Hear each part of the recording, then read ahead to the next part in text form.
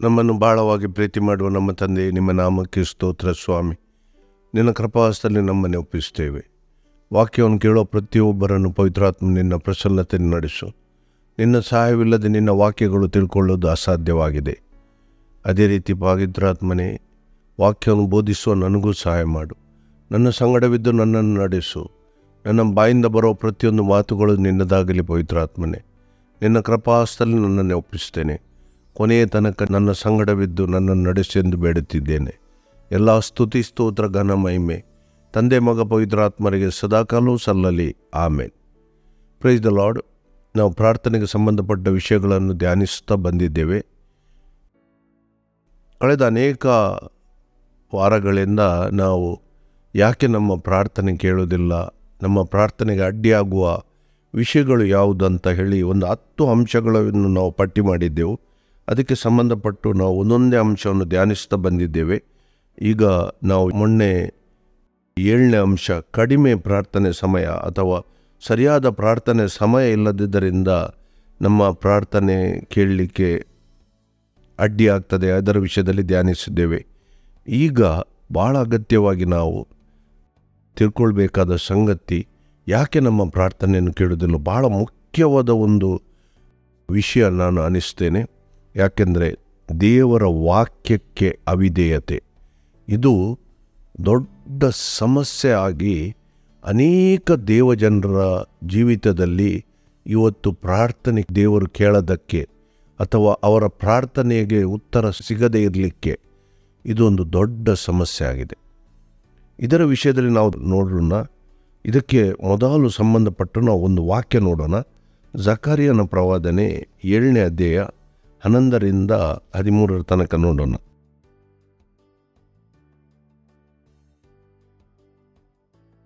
ನಿಮ್ಮ ಪಿತೃಗಳಾದರೂ ಗಮನಿಸಲೊಲ್ಲದೆ ಹೆಗಲು ಕೊಡದೆ ಹೋದರು, ಕೇಳಬಾರದೆಂದು ಕಿವಿ ಮಂದ ಮಾಡಿಕೊಂಡರು.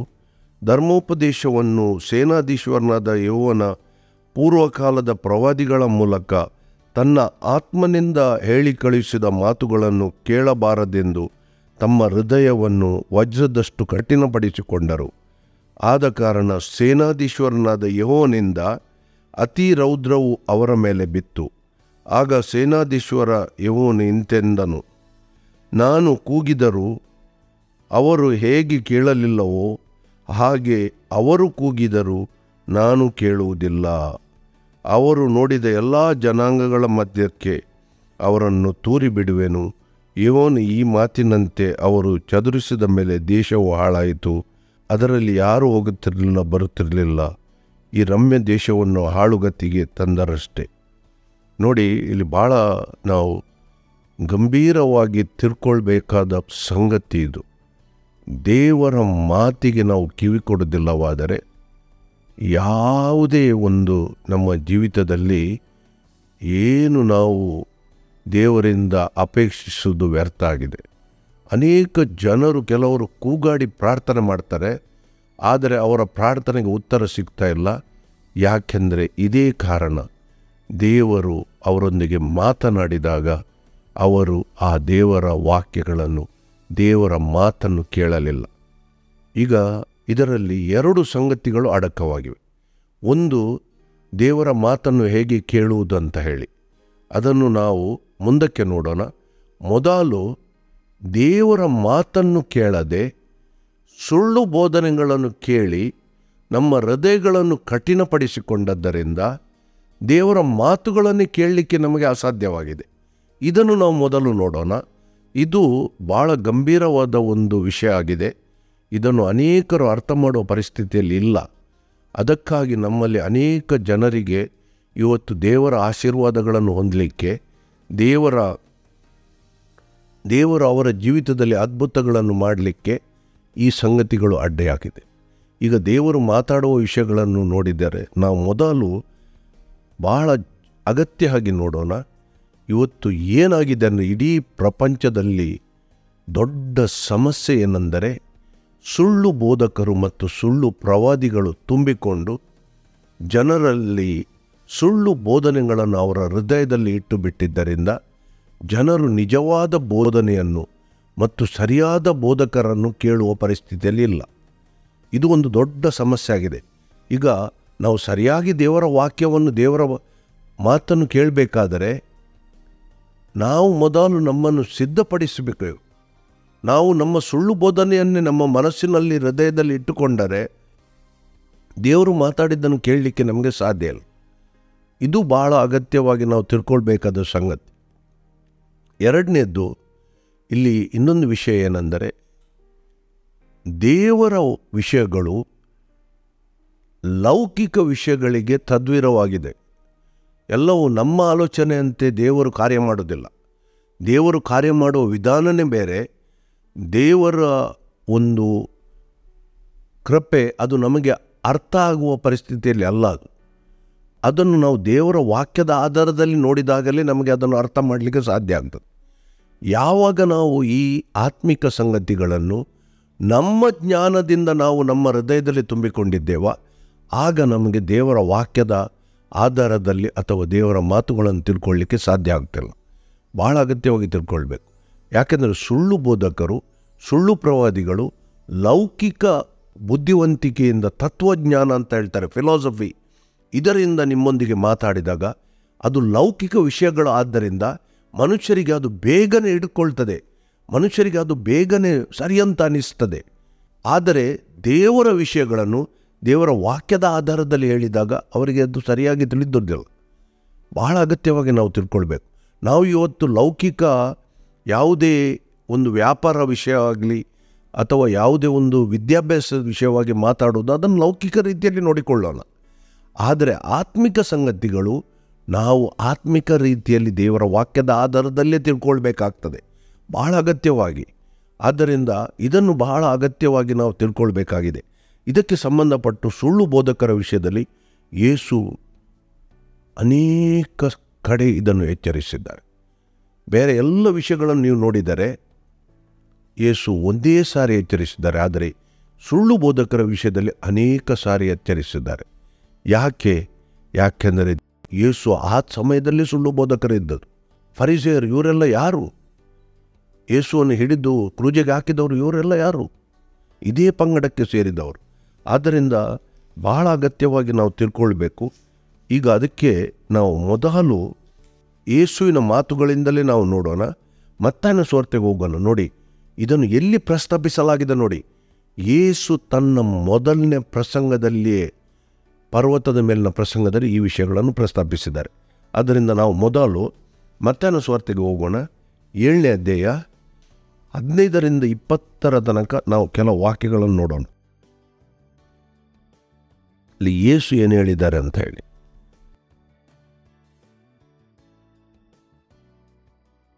ಮತ್ತಾಯನ ಸುವಾರ್ತೆ 7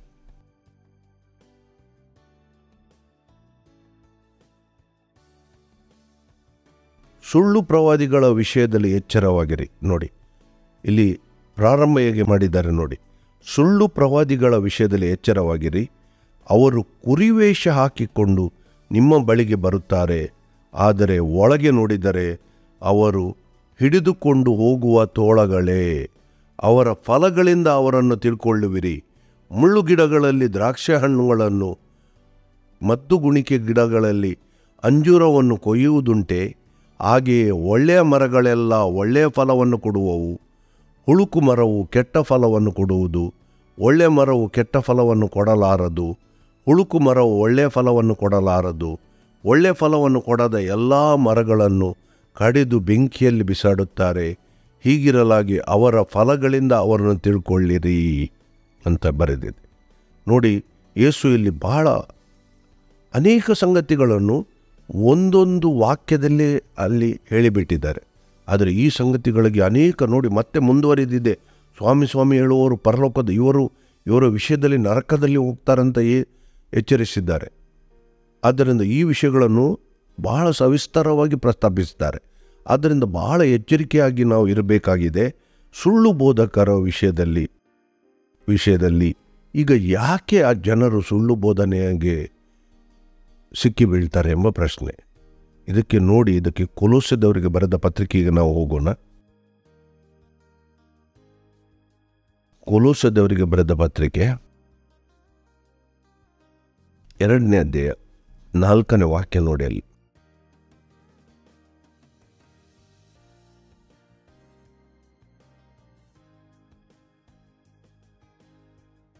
ಯಾರಾದರೂ ರಂಜನೆಯ ಮಾತುಗಳಿಂದ ನಿಮ್ಮನ್ನು ಮೋಸಗೊಳಿಸ್ಯಾರೆಂಬ ಭಯ ನನಗಿರುವುದರಿಂದ ಇದನ್ನು ಹೇಳಿದ್ದೇನೆ. ನೋಡಿ ಅಲ್ಲಿ ಬೇಕಾದರೆ ಅಲ್ಲಿ 2ನೇ ಅಧ್ಯಾಯ ಪ್ರಾರಂಭದಲ್ಲಿ ಏನು ಹೇಳ್ತಾನೆ ಪೌಲನಿಲ್ಲಿ, ಸುಳ್ಳು ಬೋಧಕರಿಗೆ ಕಿವಿ ಕೊಡಬಾರದೆಂದು ಎಚ್ಚರಿಕೆ, ನಿಮಗೋಸ್ಕರವೂ ಲವದಿಕೀಯದವರಿಗೋಸ್ಕರವೂ ನನ್ನನ್ನು ಕಣ್ಣಾರೆ ಕಾಣದಿರುವವರೆಲ್ಲರಿಗೋಸ್ಕರವೂ ನನಗೆ ಬಹಳ ಹೋರಾಟ ಉಂಟೆಂಬುದು ನಿಮಗೆ ತಿಳಿದಿರಬೇಕೆಂದು ಅಪೇಕ್ಷಿಸುತ್ತೇನೆ. ಹೇಗೆಂದರೆ ನೀವೆಲ್ಲರೂ ಪ್ರೀತಿಯಿಂದ ಹೊಂದಿಕೆಯಾಗಿದ್ದು ಬುದ್ಧಿಪೂರ್ವಕವಾದ ನಿಶ್ಚಯವೆಂಬ ಭಾಗ್ಯವನ್ನು ಪಡೆದು ದೇವರು ತಿಳಿಸಿರುವ ಮರ್ಮವನ್ನು, ಅಂದರೆ ತನ್ನಲ್ಲೇ ಜ್ಞಾನ ವಿದ್ಯಾಸಂಬಂಧ ನಿಕ್ಷೇಪಗಳನ್ನೆಲ್ಲ ಅಡಗಿಸಿಕೊಂಡಿರುವ ಕ್ರಿಸ್ತನನ್ನು ತಿಳ್ಕೊಂಡವರಾಗಿ ಹೃದಯದಲ್ಲಿ ದೃಢವಾಗಿರಬೇಕೆಂಬ ಕುತೂಹಲವು ನನಗುಂಟು. ನೋಡಿ, ಕ್ರಿಸ್ತನಲ್ಲಿ ಬಲವಾಗಿ ನೀವು ದೃಢವಾಗಿರಬೇಕೆಂಬ ಕುತೂಹಲ ನನಗುಂಟು. ಆದರೆ ಇಲ್ಲಿ ಏನು ಪೌಲನು ಭಯಪಡ್ತಾನೆ, ಆದರೆ ಯಾರಾದರೂ ರಂಜನೆಯ ಮಾತುಗಳಿಂದ ನಿಮ್ಮನ್ನು ಮೋಸಗೊಳಿಸಾರೆಂಬ ಭಯ ನನಗಿರುವುದರಿಂದ ಇದನ್ನು ಹೇಳುತ್ತೇನೆ. ನೋಡಿ, ಇಲ್ಲಿ ಪೌಲನು ರಂಜನೆಯ ಮಾತುಗಳಿಂದ, ನೋಡಿ ಅಲ್ಲಿ ಯೇಸು ಎಲ್ಲಿ ಏನು ಹೇಳ್ತಾನೆ, ಬರುವಾಗ ಅವರು ತೋಳದ ವೇಷದಲ್ಲಿ ಬರೋದಿಲ್ಲ, ಕುರಿ ವೇಷ ಹಾಕಿಕೊಂಡ ತೋಳಗಳು, ನೋಡುವಾಗ ಭಾಳ ಒಳ್ಳೆಯ ಎಂಥ ಭಕ್ತಿ ಅವರಲ್ಲಿ, ಎಂಥ ಪ್ರಾರ್ಥನೆಗಳು. ಮತ್ತು ಇಲ್ಲಿ ನೋಡಿ ಏನು ರಂಜನೆಯ ಮಾತುಗಳಿಂದ ಮೋಸಗೊಳಿಸ್ತಾರಂತ ಬರೆದಿದೆ. ಭಾಳ ಒಳ್ಳೆಯದು. ಅವನು ಹೀಗೆ, ನಿಮ್ಮ ಮಕ್ಕಳು ಹೀಗೆ ಆಗ್ತಾರೆ, ನಿಮಗೆ ಹೀಗೆ ಆಗ್ತದೆ ಅಂತ ಹೇಳುವಾಗ ನಾವು ಗಾಳಿಯಲ್ಲೇ ಅಡ್ಡಾಡ್ತೀವಿ, ನೆಲದಲ್ಲಿ ನಿಲ್ಲೋದಿಲ್ಲ, ಗಾಳಿಯಲ್ಲಿರ್ತೇವೆ, ನಮಗೆ ಒಳ್ಳೆಯದಾಗ್ತದೆ. ಯಾರಿಗೆ ನಿಮ್ಮ ಮಕ್ಕಳು ಒಳ್ಳೆಯದಾಗ್ತದೆ ಅಂತ ಹೇಳುವಾಗ ಯಾರಿಗೆ ಬೇಡ? ಎಲ್ಲರಿಗೆ ಬೇಕು. ನಾವು ಪ್ರತಿಯೊಬ್ಬರು ನಮ್ಮ ಮಕ್ಕಳು ನಮಗೆ ಒಳ್ಳೆಯದಾಗಬೇಕಂತ ಬಯಸುವವರು. ಆದರೆ ಭಾಳ ಎಚ್ಚರಿಕೆ ಆಗಿರಬೇಕು. ಇವರು ಇದನ್ನು ಹೇಳುವ ಉದ್ದೇಶ ಏನಂತ ನಾವು ತಿಳ್ಕೊಳ್ಬೇಕು. ದೇವರ ವಾಕ್ಯ ನಮಗೆ ಇರುವುದು ಖಂಡಿಸಲಿಕ್ಕೆ, ಗದರಿಸಲಿಕ್ಕೆ ಮತ್ತು ಎಚ್ಚರಿಸಲಿಕ್ಕೆ, ರಂಜನೆಯ ಮಾತುಗಳಿಂದ ನಮ್ಮನ್ನು ಸ್ವಂತಪಡಿಸಲಿಕ್ಕೆ ಅಲ್ಲ. ಯಾಕೆ ಇವತ್ತು ಜನರು ಇಂಥ ರಂಜನೆಯ ಮಾತುಗಳಿಗೆ ಬೀಳ್ತಾರೆ? ಅದಕ್ಕೆ ಕೂಡ ವಾಕ್ಯ ಉಂಟು ನೋಡಿ. ಪೌಲನು ಈಗಲ್ಲ, ಎಷ್ಟು ವರ್ಷದ 2000 ವರ್ಷದ ಮೊದಲೇ ಇದನ್ನು ಎಲ್ಲ ಎಚ್ಚರಿಸಿದ್ದಾನೆ. ತಿಮೋಥೆಯನಿಗೆ ಬರೆದ ಪತ್ರಿಕೆ ಹೋಗಿ, ತಿಮೋಥೆಯನಿಗೆ ಬರೆದ 2ನೇ ಪತ್ರಿಕೆ ನೋಡಿ, ಅಲ್ಲಿ 4ನೇ ಅಧ್ಯಾಯ 3ನೇ ವಾಕ್ಯ ನೋಡಿ. ಖಂಡಿಸು, ಗದರಿಸು, ಎಚ್ಚರಿಸು. ನೋಡಿ, ಇಲ್ಲಿ ದೇವರ ವಾಕ್ಯ ನಮಗೆ ಇರುವುದು ಖಂಡಿಸಲಿಕ್ಕೆ, ಗದರಿಸಲಿಕ್ಕೆ, ಎಚ್ಚರಿಸಲಿಕ್ಕೆ. ಆದರೆ ಇಲ್ಲಿ ನೋಡಿ ಏನು ಬರೆದಿದೆ ಅಂತ ಹೇಳಿ, ಯಾಕೆಂದರೆ ಜನರು ಸ್ವಸ್ಥ ಬೋಧನೆಯನ್ನು ಸಹಿಸಲಾರದ ಕಾಲವು ಬರುತ್ತದೆ, ಅದರಲ್ಲಿ ಅವರು ತೀಟೆ ಕಿವಿಯುಳ್ಳವರಾಗಿ ತಮ್ಮ ದುರಾಶೆಗಳಿಗೆ ಅನುಕೂಲಕರವಾದ ಅನೇಕ ಉಪದೇಶಗಳನ್ನು ಇಟ್ಟುಕೊಳ್ಳುವರು. ಅವರು ಸತ್ಯದ ಬೋಧನೆಗೆ ಕಿವಿಕೊಡದೆ ಕಲ್ಪನಾ ಕಥೆಗಳನ್ನು ಕೇಳುವುದಕ್ಕೆ ಹೋಗುವರು. ಆದರೆ ನೀನು ಎಲ್ಲ ವಿಷಯಗಳಲ್ಲಿ ಎಚ್ಚರವಾಗಿರು ಅಂತ ಹೇಳ್ತಾನೆ. ನೋಡಿ, ಪೌಲನು ತಿಮೋಥೆಯನಿಗೆ ಮೊದಲೇ ಎಚ್ಚರಿಸಿದ್ದಾನೆ, ಕೊನೆಯ ದಿವಸಗಳಲ್ಲಿ ಜನರು ತೀಟೆ ಕಿವಿಯುಳ್ಳವರು. ಇವತ್ತು ಜನರಿಗೆ ಎಚ್ಚರಿಕೆ ಬೇಡ. ನೀವು ಏನಾದರೂ ಭಯದ ವಾಕ್ಯ ಕೊಟ್ಟರೆ ಅವರಿಗೆ ಬೇಡ. ಅವರಿಗೆ ಸಂತೋಷಗೊಳಿಸುವ ವಾಕ್ಯಗಳು ಬೇಕು, ಅವರಿಗೆ ಉಲ್ಲಾಸಗೊಳಿಸುವ ವಾಕ್ಯಗಳು ಬೇಕು, ಅವರಿಗೆ ಒಳ್ಳೆಯದಾಗ್ತದೆ ಎಂಬ ಆಲೋಚನೆ ಇರುವ ವಾಕ್ಯಗಳು ಬೇಕು. ಆದ್ದರಿಂದ ಇಲ್ಲಿ ಜನರು ಏನಾಗಿದ್ದಾರೆ, ಜನರು ತೀಟೆ ಕಿವಿಯುಳ್ಳವರಾದ್ದರಿಂದ ಅಂಥವರಿಗೆ ಅದೇ ರಂಜನೆಯ ಮಾತುಗಳಿಗೆ ಮೂಲಕ ಸೈತಾನನು ಅವರನ್ನು ಬಲೆಯಲ್ಲಿ ಹಾಕ್ತಾನೆ. ಭಾಳ ಎಚ್ಚರಿಕೆಯಿಂದ ನಾವು ತಿಳ್ಕೊಳ್ಬೇಕಾದ ಸಂಗತಿ ಇದಾಗಿದೆ. ಸ್ಪಷ್ಟವಾಗಿ ನಾವು ತಿಳ್ಕೊಳ್ಳೋಣ. ನಾವು ಈ ಕೊನೆಯ ದಿವಸಗಳಲ್ಲಿ ಪೌಲನು ಯಾವಾಗ 2000 ವರ್ಷಗಳ ಹಿಂದೆ ಬರೆದಿದ್ದಾನೆ ಇದನ್ನು, ಜನರು ತೀಟೆಗೂ ಉಳ್ಳವರೇ. ನೋಡಿ, ಇವತ್ತು ಸರಿಯಾದ ವಾಕ್ಯದ ಆಧಾರದಲ್ಲಿ ನೀವು ಬೋಧನೆ ಕೊಡಿ, ಜನರಿಗೆ ಬೇಡ. ಅದು ಬಿಟ್ಟು ಇವತ್ತು ದೊಡ್ಡ ರೋಗ ಹಿಡಿಕೊಂಡಿದೆ, ಏನೆಂದರೆ ಪ್ರವಾದನೆ ಅಂತೇಳಿ. ಪ್ರವಾದನೆಗಳು ಏನು? ಪ್ರವಾದನೆಗಳು ದೇವರ ವಾಕ್ಯದಲ್ಲಿ ಪ್ರವಾದನೆಗಳು ಎಲ್ಲಿ ಕೊಟ್ಟವೆ? ದೇವರ ವಾಕ್ಯದಲ್ಲಿ ಅತಿ ಹೆಚ್ಚಿನ ಪ್ರವಾದನೆಗಳು ಯೇಸುಕ್ರಿಸ್ತನ ವಿಷಯದಲ್ಲಿ ಇವೆ. ನಿಮಗೆ ಊಟ ಮಾಡಲಿಕ್ಕೆ, ಯಾವ ಅಂಗಡಿಗೆ ಹೋಗಲಿಕ್ಕೆ, ಮಕ್ಕಳಿಗೆ ಯಾವ ಕೋರ್ಸ್ ಮಾಡಬೇಕು, ಯಾವ ಕಾಲೇಜಿಗೆ ಕಳಿಸಬೇಕು, ಇದಕ್ಕೆಲ್ಲ ಪ್ರವಾದನೆಗಳಲ್ಲ. ಏನು ಅಷ್ಟು ಕೀಳು ಮಟ್ಟದ ನಮ್ಮ ಇವತ್ತು ಸೇವೆ ಬಂದಿದೆ. ಯಾಕೆ ಇದನ್ನು ಹೇಳಿದಾಗ ಪ್ರತಿಯೊಂದಕ್ಕೆ ನಾವು ಸೇವಕರ ಹತ್ರ ಹೋಗ್ತೇವೆ. ಪ್ರವಾದನೆಗಳಂತ ಹೇಳಿ ಪ್ರವಾದಿಗಳು ಅಂತ ಕೆಲವರು ಕರೆಸಿಕೊಡ್ತಾರೆ. ಹೊಸ ಒಡಂಬಡಿಕೆಯಲ್ಲಿ ಎಲ್ಲಿದೆ ಪ್ರವಾದಿಗಳು? ನೀವು ಹೋಗಿ ಲೂಕನ ಸುವಾರ್ತೆಗೆ ಹೋಗಿ, ಲೂಕನ ಸುವಾರ್ತೆ 16ನೇ ಅಧ್ಯಾಯ 16ನೇ ವಾಕ್ಯ ಏನು ಹೇಳ್ತದೆ ನೋಡಿ.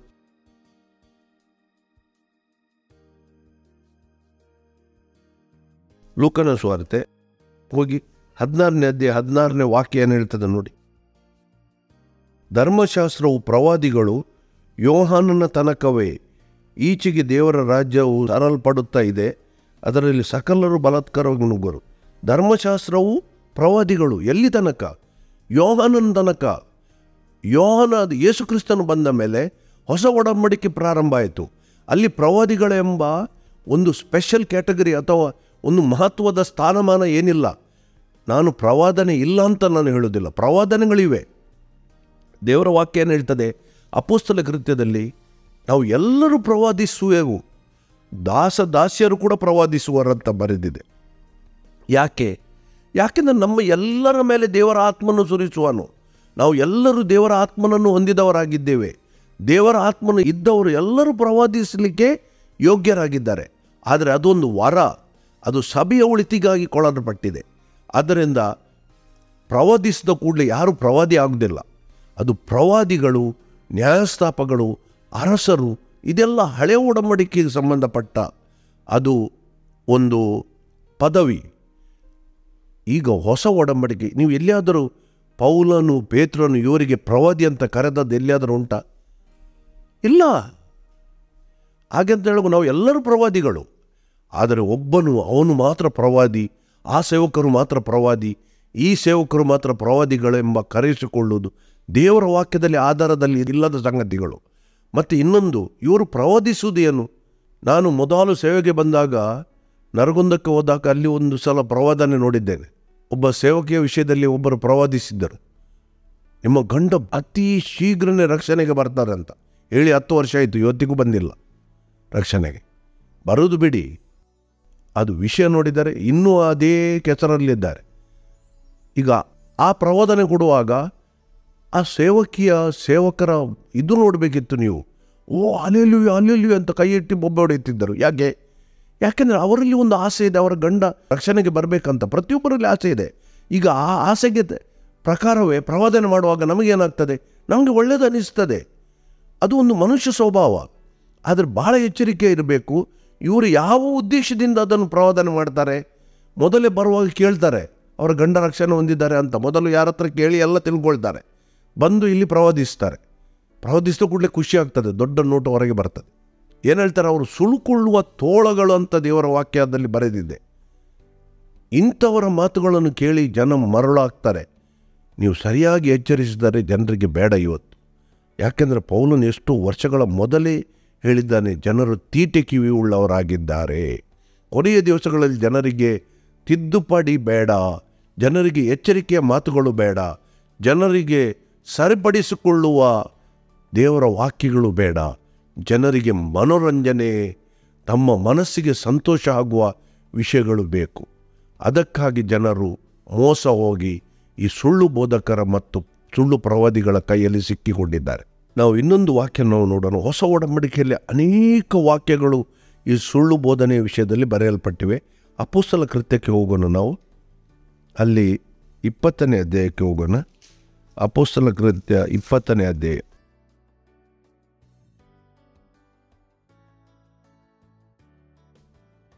ಇಪ್ಪತ್ತೆಂಟರಿಂದ 30 ತನಕ ನೋಡೋಣ. ದೇವರು ಸ್ವರಕ್ತದಿಂದ ಸಂಪಾದಿಸಿಕೊಂಡ ಸಭೆಯನ್ನು ಪರಿಪಾಲಿಸುವುದಕ್ಕಾಗಿ ಪವಿತ್ರಾತ್ಮನು ನಿಮ್ಮನ್ನೇ ಈ ಹಿಂಡಿನಲ್ಲಿ ಅಧ್ಯಕ್ಷರನ್ನಾಗಿ ಇಟ್ಟಿರುವುದರಿಂದ ನಿಮ್ಮ ವಿಷಯದಲ್ಲಿಯೂ ಎಲ್ಲ ಹಿಂಡಿನ ವಿಷಯದಲ್ಲಿಯೂ ಎಚ್ಚರವಾಗಿರಿ. ನಾನು ಹೋದ ಮೇಲೆ ಕ್ರೂರವಾದ ತೋಳಗಳು ನಿಮ್ಮೊಳಗೆ ಬರುವೆಂದು ನಾನು ಬಲ್ಲೆನು. ಅವು ಹಿಂಡನ್ನು ಕನಿಕರಿಸುವುದಿಲ್ಲ. ಇದಲ್ಲದೆ ನಿಮ್ಮಲ್ಲಿಯೂ ಕೆಲವರು ಎದ್ದು ವ್ಯತ್ಯಾಸ ಬೋಧನೆಗಳನ್ನು ಮಾಡಿ ಯೇಸುವಿನ ಶಿಷ್ಯರನ್ನು ತಮ್ಮ ಹಿಂದೆ ಎಳ್ಕೊಳ್ಳುವರು. ಆದ ಕಾರಣ ನಾನು ಕಣ್ಣೀರು ಸುರಿಸುತ್ತಾ 3 ವರ್ಷ ಹಗಲಿರುಳು ಎಡೆಬಿಡದೆ ಪ್ರತಿಯೊಬ್ಬನಿಗೆ ಬುದ್ಧಿ ಹೇಳುವೆನೆಂದು ನೀವು ಜ್ಞಾಪಕ ಮಾಡಿಕೊಂಡು ಎಚ್ಚರವಾಗಿರಿ. ನೋಡಿ, ಪೌಲನು ಏನು ಹೇಳ್ತಾನೆ? ಪೌಲನು ಮೊದಲೇ ನೋಡಿದ್ದಾನೆ. 3 ವರ್ಷ ನೋಡಲ್ಲಿ ಎಡೆಬಿಡದೆ, 3 ವರ್ಷ ಹಗಲಿರುಳು ಎಡೆಬಿಡದೆ ಪ್ರತಿಯೊಬ್ಬನಿಗೆ ಬುದ್ಧಿ ಹೇಳಿದ್ದೇನೆಂದು ನೀವು ಜ್ಞಾಪಕ ಮಾಡಿಕೊಂಡು ಎಚ್ಚರವಾಗಿರಿ. ನೋಡಿ, ಪೌಲನು ಮೊದಲೇ ಆಗ ತಿಳಿದಿದ್ದಾನೆ. ಅವನು ಹೋದ ಮೇಲೆ ಕ್ರೂರವಾದ ತೋಳಗಳು ಬಂದು ಸಭೆಯನ್ನು ಕಿತ್ತುಕೊಂಡು ಹೋಗ್ತವೆ ಅಂತೇಳಿ. ಇವತ್ತು ನಮ್ಮಲ್ಲಿ ನೋಡಿ, ಎಷ್ಟು ಜನರಿಗೆ ನಾವು ವಾಕ್ಯ ಸಾರಿದೆ, ಎಷ್ಟು ಜನರು ನಮ್ಮನ್ನು ಬಿಟ್ಟು ಹೋಗಿದ್ದಾರೆ ನೋಡಿ. ಯಾವ್ಯಾವ ಸಭೆಗೆ ಹೋಗ್ತಾರೆ, ಹೋಗಲಿ, ತೊಂದರೆ ಇಲ್ಲ ನಮಗೆ. ನಾವು ಯಾರನ್ನು ಕೂಡ ಹಿಡಿದಿಡಲಿಕ್ಕೆ ಆಗೋದಿಲ್ಲ. ದೇವರು ಯಾರ್ಯಾರನ್ನು ಎಲ್ಲೆಲ್ಲಿ ಇಡಬೇಕೋ ಅಲ್ಲೇ ಇಡಬೇಕು. ನಾವು ಜನರಿಗೆ ಗುಂಪು ಸೇರಿಸಬೇಕಂತ ಹೇಳಿ ನಾವು ನಮ್ಮ ಬೋಧನೆಯನ್ನು ಬದಲಾಯಿಸುವವರಲ್ಲ. ನಾವು ಜನರಿಗೆ ಮಂಜನೆಯ ಮಾತುಗಳನ್ನು ಕೊಟ್ಟು ಜನರನ್ನು ನಾಶನಕ್ಕೆ ಕೊಂಡು ಹೋಗುವವರಲ್ಲ. ದೇವರು ನಮಗೆ ಏನು ಬೋಧನೆ ಮಾಡಲಿಕ್ಕೆ ಪ್ರೇರಣೆ ಕೊಡ್ತಾರೆ, ವಾಕ್ಯದ ಆಧಾರದಲ್ಲಿದ್ದೆ ಅದನ್ನೇ ನಾವು ಮಾತಾಡೋರಾಗಿದ್ದೆ. ಜನ ಇರಲಿ ಹೋಗಲಿ, ಅದು ಎರಡನೇ ವಿಷಯ. ದಯವಿಟ್ಟು ನಾನು ಪ್ರತಿಯೊಬ್ಬರ ಹತ್ರ ಹೇಳೋದು, ಇವತ್ತು ಇದೊಂದು ದೊಡ್ಡ ಸಮಸ್ಯೆ ನಮ್ಮ ಮಧ್ಯದಲ್ಲಿದೆ. ಯಾಕೆಂದರೆ ನಾವು ಈ ಎಲ್ಲ ಸುಳ್ಳು ಬೋಧನೆಗಳ ಅನ್ಯ ಭಾಷೆ ಅಂತ ಏನು ಮಾತಾಡ್ತಾರೆ ಅವರಿಗೆ ಗೊತ್ತಿಲ್ಲ. ಇದೆಲ್ಲ ಸಂಗತಿಗಳು ಎಲ್ಲಿಂದ ಬಂದವು? ಇದಕ್ಕೆ ದೇವರ ವಾಕ್ಯದಲ್ಲಿ ಎಲ್ಲಿ ಕೂಡ ಆಧಾರ ಇಲ್ಲ. ಅನ್ಯ ಭಾಷೆ ಇಲ್ಲ ಅಂತ ನಾನು ಹೇಳೋದಿಲ್ಲ, ಆದರೆ ಸಭೆಯಲ್ಲಿ ಅದರ ಅರ್ಥ ಹೇಳುವವನಿಲ್ಲದರೆ ಯಾರು ಕೂಡ ಅನ್ಯ ಭಾಷೆ ಮಾತಾಡಬಾರ್ದಂತ ದೇವರ ವಾಕ್ಯದಲ್ಲಿ ಸ್ಪಷ್ಟವಾಗಿದೆ. ಆದರೆ ನೀವು ನೋಡಿ, ಎಷ್ಟು ಜನರು ಇವತ್ತು ಬೊಬ್ಬೆ ಹೊಡೆಯುತ್ತಾರೆ ಪ್ರಾರ್ಥನೆಗಳಲ್ಲಿ. ಅನ್ಯ ಭಾಷೆ ಬೊಬ್ಬೆ ಹೊಡಿತಾರೆ, ಜನರಿಗೆ ಏನಂತ ಅರ್ಥ ಆಗೋದಿಲ್ಲ. ಅದನ್ನು ಹೇಳಿ ಏನು ಪ್ರಯೋಜನ? ಪೌಲನೇ ಹೇಳ್ತಾನೆ, ನಾನು ಅನ್ಯ ಭಾಷೆ 1000 ಮಾತುಗಳನ್ನು ಆಡೋದಕ್ಕಿಂತ ಜನರ ಅರ್ಥ ಆಗುವ 3 ಮಾತುಗಳನ್ನು ಆಡುವೇನಂತ ಹೇಳಿ. ಆದ್ದರಿಂದ ಬಹಳ ಅಗತ್ಯವಾಗಿ ಈ ಸಂಗತಿಗಳನ್ನು ನಾವು ತಿಳ್ಕೊಳ್ಬೇಕಾಗಿದೆ. ನೋಡಿ, ಇಲ್ಲಿ ಪೌಲನು ಆವಾಗಲೇ ಕಣ್ಣೀರಿಟ್ಟು ಈ ಸಭೆಗೋಸ್ಕರ ಕ್ರೂರ ತೋಳಗಳಂತ ಹೇಳ್ತಾರೆ, ಸಭೆಯನ್ನು ಚೆಲ್ಲಾಪಿಲಿ ಮಾಡುವವರಾಗಿದ್ದಾರೆ. ನೋಡಿ, ನಾವು ಇನ್ನೊಂದು ಯೋಹಾನನ ಮೊದಲನೇ ಪತ್ರಿಕೆಗೆ ಹೋಗೋಣ. ಯೋಹಾನನು ಬರೆದ ಮೊದಲನೇ ಪತ್ರಿಕೆ, ಅಲ್ಲಿ 4ನೇ ಅಧ್ಯಾಯ 1ರಿಂದ 6 ತನಕ ನಾವು ನೋಡೋಣ.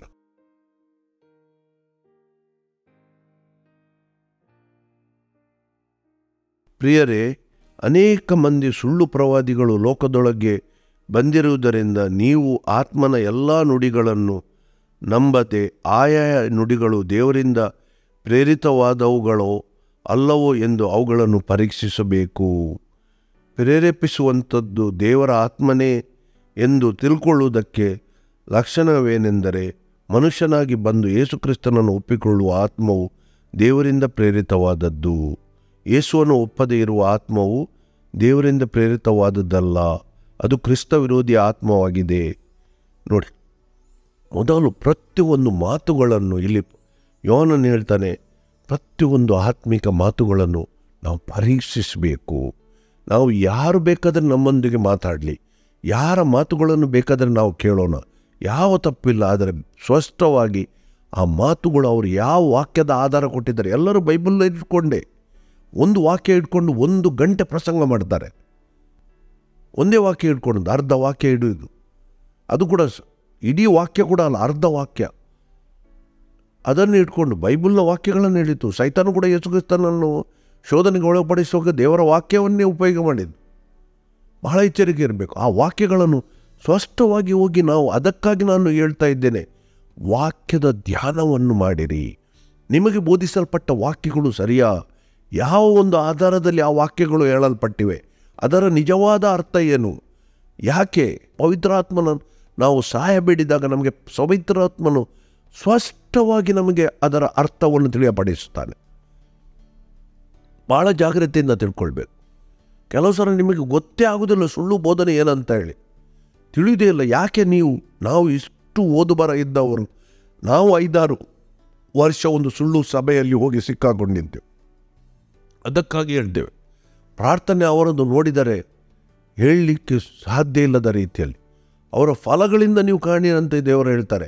ಫಲಗಳು ಕೂಡ ನೋಡುವಾಗ ಏನು ಎದುರಿಂದ ನೋಡುವಾಗ ಪರಲೋಕದಿಂದ ಇಳಿ ಬಂದವರಾಗಿ ಮಾಡ್ತಾರೆ. ತಿಳಿದೂ ಇಲ್ಲ ನಿಮಗೆ, ಕುರಿಗಳೇ ಅಂತ ಯೋಚಿಸಿದ್ದೇವೆ ನಾವು. ಅಂಥ ಮೋಸಕರವಾದ ಸಂಗತಿಗಳು ಇವತ್ತು ನಡೀತಾ ಇದೆ ಇಡೀ ಜಗತ್ತಿನಲ್ಲಿ. ಇವತ್ತು ನೋಡಿದರೆ ನೀವು ಯೋಚಿಸಲಿಕ್ಕೆ ಸಾಧ್ಯ ಇಲ್ಲದ ರೀತಿಯಲ್ಲಿ ಇವತ್ತು ಆದ್ದರಿಂದ ನಾವು ಬಹಳ ಎಚ್ಚರಿಕೆಯಾಗಿರಬೇಕು. ನಮ್ಮ ಹೃದಯದಲ್ಲಿ, ನಮ್ಮ ಮನಸ್ಸಿನಲ್ಲಿ ನಾವು ನಿಜವಾದ ದೇವರ ಮಾತುಗಳನ್ನು ಇಟ್ಟುಕೊಂಡಿದ್ದೇವಾ, ಅಥವಾ ಸುಳ್ಳು ಬೋಧನೆಯ ಮಾತುಗಳನ್ನು, ಸುಳ್ಳು ಬೋಧಕರ ಮತ್ತು ಸುಳ್ಳು ಪ್ರವಾದಿಗಳ ಮಾತುಗಳನ್ನು ದೇವರ ಮಾತುಗಳಂತ ಇಟ್ಟಿದ್ದೇವೆ ಅಂತ ಪ್ರಶ್ನೆ ಮಾಡಬೇಕು. ಯಾವಾಗ ನಾವು ಸುಳ್ಳು ಬೋಧಕರ ಮಾತುಗಳನ್ನು ಇಟ್ಟಿದ್ದೇವಾ, ಆಗ ನಮಗೆ ದೇವರ ಮಾತುಗಳನ್ನು ಕೇಳಲಿಕ್ಕೆ ಸಾಧ್ಯ ಇಲ್ಲ. ಸ್ಪಷ್ಟವಾಗಿ ತಿಳ್ಕೊಳ್ಳಿ. ಅದರಿಂದ ಬಹಳ ಎಚ್ಚರಿಕೆಯಾಗಿರಬೇಕು ಈ ಒಂದು ಸಂಗತಿಯಲ್ಲಿ. ಬೇಕಾದರೆ ನಾವು ತೀತನ ಪುಸ್ತಕಕ್ಕೆ ಹೋಗೋಣ. ನೋಡಿ, ನೀವು ಹೊಸ ಒಡಂಬಡಿಕೆಯಲ್ಲಿ ಪ್ರತಿಯೊಂದು ಪತ್ರಿಕೆಯಲ್ಲಿ, ಪ್ರತಿಯೊಂದು ಸಭೆಗೆ ಬರೋ ಪತ್ರಿಕೆಯಲ್ಲಿ ಪೌಲನಾಗಲಿ ಪೇತ್ರನು ಎಲ್ಲರೂ ಈ ಸುಳ್ಳು ಬೋಧಕರ ವಿಷಯದಲ್ಲಿ ಎಚ್ಚರಿಸಿದ್ದಾರೆ. ನಾವು ತೀತನ ಪತ್ರಿಕೆಗೆ ಹೋಗೋಣ. ಅಲ್ಲಿ ಒಂದನೆಯ ಅಧ್ಯಾಯದಿಂದಲೇ ನೋಡೋಣ. 6ರಿಂದ 16 ತನಕ ಓದೋಣ. 10 ವಾಕ್ಯಗಳು ನೋಡಿ. ಅಲ್ಲಿ ಸಭೆ ಹಿರಿಯನು ನಿಂದಾರಹಿತನು ಏಕಪತ್ನಿ ಉಳ್ಳವನಾಗಿರಬೇಕು. ಅವನು ಮಕ್ಕಳು ಕರ್ತನಲ್ಲಿ ನಂಬಿದವರಾಗಬೇಕು. ಅವರು ಧರ್ಮಾರ್ಗಸ್ಥರೆನಿಸಿಕೊಂಡವರಾಗಿರಲಿ, ಅಧಿಕಾರಕ್ಕೆ ಒಳಗಾದವರಾಗಲಿ ಆಗಿರಬಾರದು. ಯಾಕೆಂದರೆ ಸಭಾಧ್ಯಕ್ಷನು ದೇವರ ಮನೆವಾರ್ತೆಯವನಾಗಿರುವುದರಿಂದ ನಿಂದಾರಹಿತನಾಗಿರಬೇಕು. ಅವನು ಸ್ವೇಚ್ಛಾಪರನಾದರೂ, ಮುಂಗೋಪಿಯಾದರೂ, ಕುಡಿದು ಜಗಳ ಮಾಡುವವನಾದರೂ, ಹೊಡೆದಾಡುವವನಾದರೂ, ನೀಚ ಲಾಭವನ್ನು ಅಪೇಕ್ಷಿಸುವವನಾದರೂ ಆಗಿರದೆ ಅತಿಥಿ ಸತ್ಕಾರ ಮಾಡುವವರು, ಒಳ್ಳೆಯದನ್ನು ಪ್ರೀತಿಸುವವರು, ಸ್ವಸ್ಥಚಿತ್ತರು, ನ್ಯಾಯವಂತರು, ದೇವಭಕ್ತನು, ಜಿತೇಂದ್ರಿಯನು ಆಗಿದ್ದು ತಾನು ಸ್ವಸ್ಥ ಬೋಧನೆಯಿಂದ ಜನರನ್ನು ಎಚ್ಚರಿಸುವುದಕ್ಕೂ ಎದುರಿಸುವವರ ಬಾಯಿ ಕಟ್ಟುವುದಕ್ಕೂ ಶಕ್ತನಾಗಿರುವಂತೆ ಕ್ರಿಸ್ತ ಬೋಧನಾನುಸಾರವಾದ ನಂಬತಕ್ಕ ವಾಕ್ಯಗಳನ್ನು ದೃಢವಾಗಿ ಹಿಡಿದುಕೊಂಡಿರುವವನಾಗಿರಬೇಕು. ನೋಡಿ, ಇಲ್ಲಿ ಸೇವಕರು ಹೇಗಿರಬೇಕಂತ, ಯಾರನ್ನು ಎಚ್ಚರಿಸುವುದಕ್ಕೆ. ನೋಡಿ, ತನ್ನ ಕುಟುಂಬವನ್ನೇ ಆತನ ಮಕ್ಕಳು ಕರ್ತನಲ್ಲಿ ನಂಬಿದವರಾಗಬೇಕಂತ ಇದೆ. ತನ್ನ ಮಕ್ಕಳನ್ನು ರಕ್ಷಣೆಗೆ ನಡೆಸಲಿಕ್ಕಾಗದವನು ಸಭೆ ನಡೆಸಲಿಕ್ಕೆ ಯಾವ ಅಧಿಕಾರ ಉಂಟು? ಇವತ್ತು ಎಷ್ಟು ಸೇವಕರ ಮಕ್ಕಳು ಇವತ್ತು ರಕ್ಷಣೆಯಲ್ಲಿಲ್ಲ. ನಾವು ಯಾರನ್ನು ನಿಂದಿಸುವುದಲ್ಲ, ದೇವರ ವಾಕ್ಯ ಹಾಗೆ ಹೇಳ್ತದೆ. ನಮ್ಮ ಮನೆಯಲ್ಲಿ ನಮ್ಮಲ್ಲಿ ಸ್ವಾರ್ಥ ಇಲ್ಲ, ನಾವು ಊರಿಗೆ ಅಂತ ಸ್ವಾರ್ಥ ಸಾರ್ತೇವೆ. ದೇವರ ವಾಕ್ಯ ಏನು ಹೇಳ್ತದೆ ನೋಡಿ, ನಿಂದಾರಹಿತನಾಗಬೇಕಂತ ಹೇಳಿ. ವಾಕ್ಯದಿಂದ ಬಲ ಉಂಡಿದ್ದವನು, ನಂಬತಕ್ಕ ವಾಕ್ಯವನ್ನು ದೃಢವಾಗಿ ಇಟ್ಟುಕೊಂಡವನಾಗಿರಬೇಕು. ಜನರು ಪ್ರಶ್ನೆ ಕೇಳಿದಾಗ, ಜನರು ವಾದ ವಿವಾದ ಮಂಡಿಸಿದಾಗ ವಾಕ್ಯದಲ್ಲಿ ಅದಕ್ಕೆ ಉತ್ತರ ಕೊಡಲಿಕ್ಕೆ ಶಕ್ತನಾಗಿರಬೇಕು. ಅವನು ಮಾತ್ರ ಸರಿಯಾದ ಬೋಧಕನಾಗಿ ಸೇವೆ ಮಾಡಲಿಕ್ಕೆ ಸಾಧ್ಯ ಇದೆ. ಉಳಿದವರು ಎಲ್ಲ ಸುಳ್ಳು ಬೋಧನೆಗೆ ಒಳಗಾದವರಾಗಿರುತ್ತಾರೆ. ಅದರಿಂದ ಎಲ್ಲ ವಿಷಯಗಳನ್ನು ನಾವು ಬಹಳ ಅಗತ್ಯವಾಗಿ ತಿಳ್ಕೊಳ್ಬೇಕು. ನಾವು ಇನ್ನೊಂದು ಪೇತ್ರನ ಪತ್ರಿಕೆಯಿಂದ ನೋಡೋಣ. ಪೇತ್ರನು ಬರೆದ 2ನೇ ಪತ್ರಿಕೆಗೆ ನೋಡಿ, ಅಲ್ಲಿ 3ನೇ ಅಧ್ಯಾಯ 14ನೇ ವಾಕ್ಯದಿಂದ ನಾವು ನೋಡೋಣ. ಪೇತ್ರನು ಬರೆದ 2ನೇ ಪತ್ರಿಕೆ 3ನೇ ಅಧ್ಯಾಯ 14ರಿಂದ 18 ತನಕ ನೋಡೋಣ. ಆದ ಕಾರಣ ಪ್ರಿಯರೇ, ನೀವು ಇವುಗಳನ್ನು ಎದುರು ನೋಡುವವರಾಗಿರುವುದರಿಂದ ಶಾಂತರಾಗಿದ್ದು ಆತನೆದುರಿನಲ್ಲಿ ನಿರ್ಮಾಣವಾಗಿರುವ ನಿರ್ದೋಷಿಗಳಾಗಿಯೂ ಕಾಣಿಸಿಕೊಳ್ಳುವುದಕ್ಕೆ ಪ್ರಯಾಸಪಡಿರಿ. ನಮ್ಮ ಕರ್ತನ ದೀರ್ಘ ಶಾಂತಿಯು ನಮ್ಮ ರಕ್ಷಣಾರ್ಥವಾಗಿ ಅದೇ ಎಂದು ಎಣಿಸಿಕೊಳ್ಳಿರಿ. ಅದೇ ಅಭಿಪ್ರಾಯವನ್ನು ಸರಿಯಾಗಿ ನಮ್ಮ ಪ್ರಿಯ ಸಹೋದರನಾದ ಪೌಲನು ಸಹ ತನಗೆ ಅನುಗ್ರಹಿಸಿರುವ ಜ್ಞಾನದ ಪ್ರಕಾರ ನಿಮಗೆ ಬರೆದನು. ಅವನು ತನ್ನ ಎಲ್ಲ ಪತ್ರಿಕೆಗಳಲ್ಲಿಯೂ ಹೀಗೆ ಬೋಧಿಸುತ್ತಾನೆ. ಆ ಪತ್ರಿಕೆಗಳಲ್ಲಿರುವ ಕೆಲವು ಮಾತುಗಳು ತಿಳಿಯುವುದಕ್ಕೆ ಕಷ್ಟವಾಗಿವೆ. ವಿದ್ಯಾಹೀನರು, ಚಪಲಚಿತ್ತರು ಹೇಗೆ ನಮಗಿರುವ ಮಿಕ್ಕಾದ ಗ್ರಂಥಗಳಿಗೆ ತಪ್ಪಾದ ಅರ್ಥ ಮಾಡಿಕೊಂಡಿದ್ದಾರೋ ಹಾಗೆಯೇ ಇವುಗಳಿಗೂ ತಪ್ಪಾದ ಅರ್ಥ ಮಾಡಿಕೊಂಡು ತಮಗೆ ನಾಶನವನ್ನು ಉಂಟು ಮಾಡಿಕೊಳ್ಳುತ್ತಾರೆ. ಆದ ಕಾರಣ ಪ್ರಿಯರೇ, ನೀವು ಈ ಸಂಗತಿಗಳನ್ನು ಮುಂದಾಗಿ ತಿಳಿದುಕೊಂಡಿರುವುದರಿಂದ ಅಧರ್ಮಿಗಳ ಭ್ರಾಂತಿಯ ಸೆಳವಿಗೆ ಸಿಕ್ಕಿಕೊಂಡು ನಿಮ್ಮ ಸ್ಥಿರ ಮನಸ್ಸನ್ನು ಬಿಟ್ಟು ಭ್ರಷ್ಟರಾಗದಂತೆ ಎಚ್ಚರವಾಗಿರಿ ಅಂತ ಬರೆದಿದೆ. ಪೇತ್ರನು ಕೂಡ ಇಲ್ಲಿ ಅದೇ ಎಚ್ಚರಿಸ್ತಾನೆ. ಪೌಲನು ಬರೆದದ್ದು ಅನೇಕ ಜನರಿಗೆ ಅದಕ್ಕೆ ವಿರುದ್ಧವಾಗಿ ಜನರು ಮಾತಾಡಲಿಕ್ಕೆ ಹತ್ತಿದ್ದಾರೆ ಅಂತ ಬರೆದಿದೆ. ನೀವು ಭ್ರಷ್ಟರಾಗಬೇಡಿರಿ. ಈಗ ಪ್ರತಿಯೊಂದು ವಿಷಯಗಳನ್ನು ನಾವು ತಿಳ್ಕೊಳ್ಳೋದು ಹೇಗೆ ಪವಿತ್ರ, ಅದು ಮುಂದಕ್ಕೆ ನಾವು ನೋಡೋಣ. ಭಾಳ ಅಗತ್ಯ. ನಮಗೆ ಯಾವುದಾದ್ರೂ ಸಂಗತಿಗಳು ಗಲಿಬಿಲಿಗೆ ಕಾರಣ ಇದ್ದರೆ ನಮಗೆ ಸರಿಯಾದ ಉತ್ತರ ಪವಿತ್ರ ಆತ್ಮನಿಂದ ಸಿಗ್ತದೆ. ಆದ್ದರಿಂದ ನಾವು ಪವಿತ್ರ ಆತ್ಮನ ಮೇಲೆ ಅವಲಂಬಿತವಾಗಿ ನಾವು ನೋಡಬೇಕು, ಯಾವುದು ಸುಳ್ಳು ಬೋಧನೆ, ಯಾವುದು ಸುಳ್ಳು ಇದು ಅಂತ ಹೇಳಿ. ಇನ್ನೊಂದು, ನಾವು ಯೆರೆಮೀಯನ ಪ್ರವಾದನೆಗೆ ಒಂದು ಹಳೆ ಒಡಂಬಡಿಕೆಯ ಒಂದು ವಾಕ್ಯ ನೋಡಿ ನಾವು ನೋಡೋಣ. ಯೆರೆಮೀಯನ ಪ್ರವಾದನೆ 14ನೇ ಅಧ್ಯಾಯ 14ನೇ ವಾಕ್ಯ ನಾವು ನೋಡೋಣ.